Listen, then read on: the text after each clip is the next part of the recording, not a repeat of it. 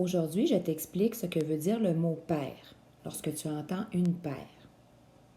Une paire, ça peut être la réunion de deux choses. Par exemple, si tu assembles une mitaine plus une autre mitaine identique, ça donne une paire de mitaines. Alors, ce sont deux objets qui vont ensemble et qui sont identiques, qu'on doit utiliser ensemble. Aussi, une paire, ça peut être un seul objet qui est composé de deux parties pareilles ou symétriques. Tu te rappelles, on a déjà parlé de symétrique, qui avait la même forme, la même taille, la même couleur. Alors, si on regarde ici, ça peut être par exemple une paire de lunettes. Tu as un branchon et une vitre à droite, un branchon et une vitre à gauche. Ça donne une paire de lunettes.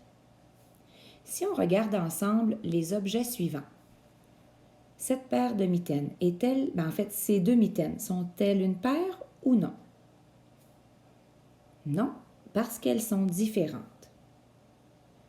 Ces deux chaussures forment-elles une paire?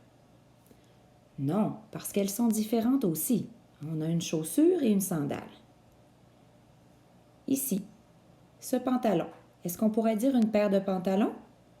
Oui, car les deux jambes vont ensemble. C'est deux parties d'un objet qui sont identiques et qui doivent être ensemble. Une paire de lunettes, on l'a vu tout à l'heure, oui, c'est un objet qu'on peut appeler la paire. Des skis, s'ils sont identiques de la même taille et qu'ils vont ensemble, oui, c'est une paire. Ces deux gants forment-ils une paire ou non? Oui, parce qu'ils sont de la même couleur, même taille et vont ensemble. Et ces deux bas, forment-ils une paire? Non, parce qu'ils ne sont pas pareils, n'ont pas les mêmes couleurs ni le même motif.